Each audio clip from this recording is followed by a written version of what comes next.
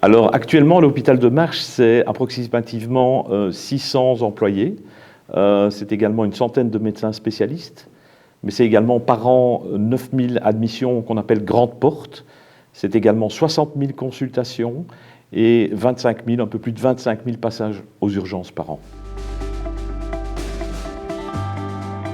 Ça représente tous les alentours, évidemment, de Marche. Marche est un peu particulier parce que situé au nord de la province, nous avons un hinterland qui est un peu amputé tant par la province de Namur, d'une part, mais également de Liège, d'autre part. Donc on essaie de s'étendre d'abord sur le bassin de Marche, qui va également dans le Namurois jusqu'à Rochefort, etc., on le sait, à côté, mais également dans le nord, jusqu'à Barvaux, Durbuy, etc. Et puis alors là, c'est un peu Liège qui reprend. Donc on est un peu situé aux confins de trois provinces, quelque part, qui rend un peu l'attractivité plus fragile qu'ailleurs.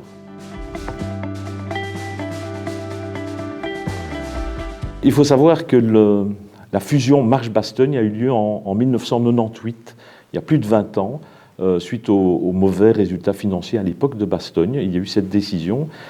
C'était un mariage qui est resté relativement difficile à mon sens, parce que d'abord, ce ne sont pas les mêmes bassins de soins.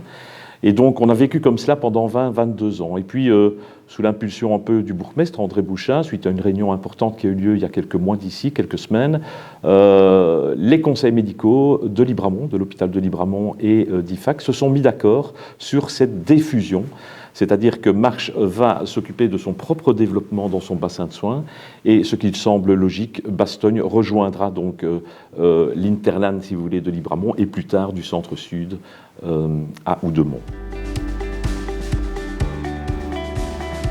Alors je veux dire, dans la corbeille de la mariée, je vais dire comme cela, suite à cette séparation, ou plutôt de la divorcer, on pourrait peut-être l'appeler comme cela, il y a plusieurs choses. Il y a de nouvelles unités de soins qui pourraient être créées ici sur le site de Marche. Il y a un comité de pilotage qui est déjà aujourd'hui à l'étude et en route pour réfléchir à ces unités de soins, que sont par exemple une nouvelle gériatrie, en plus de la gériatrie que nous avons actuellement, une orthogériatrie qu'on pourrait imaginer, mais également des lits de revalidation, une unité également de soins palliatifs. Vous savez qu'il existait des soins palliatifs à Virton, à Libramont, mais pas du tout ni à Bastogne ni à Marche, donc ça paraît important, c'est cher au bourgmestre d'ailleurs.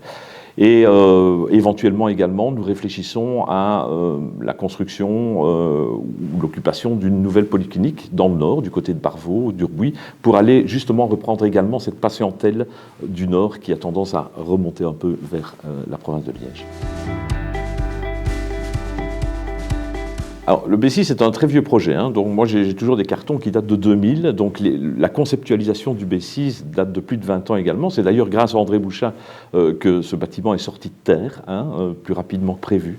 C'est un bâtiment qui fait plus de 5000 m², qui coûte plus de 12 millions d'euros. Il y a donc un rez-de-chaussée qui va rassembler plus d'une trentaine de cabinets de consultation, très modernes, très contemporains.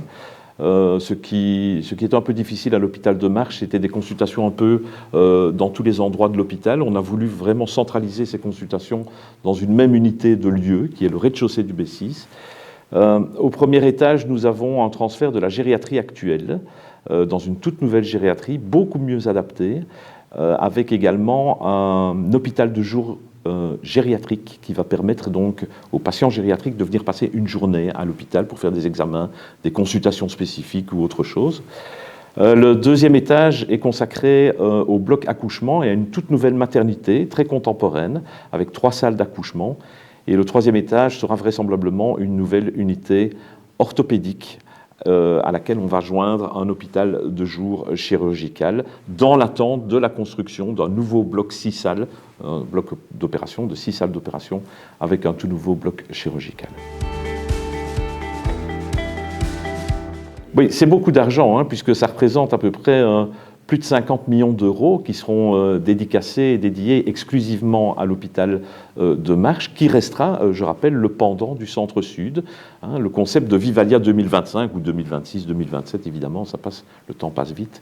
Il y a donc 2 hôpitaux aigus qui resteront dans la province, à savoir Marche, pour le nord de la province, qui a été conceptualisé pour maintenir un peu les patients au centre de cette province et qui travaillera en parfaite adéquation avec le centre-sud et où il trouvera sa place dans l'échiquier entre l'hôpital de plus de 600 lits centre-sud et l'hôpital de Marche. Et donc tous les deux doivent fonctionner admirablement au sein de cette province.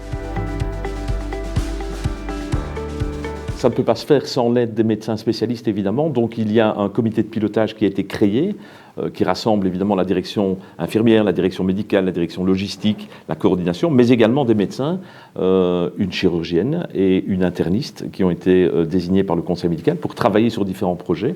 Et puis on crée au départ du comité de pilotage des groupes de travail qui vont réfléchir, par exemple, en ce qui concerne le nouvel hôpital gériatrique, par exemple, à des trajets de soins pour les personnes âgées au départ des urgences et fluidifier un peu ces trajets de soins.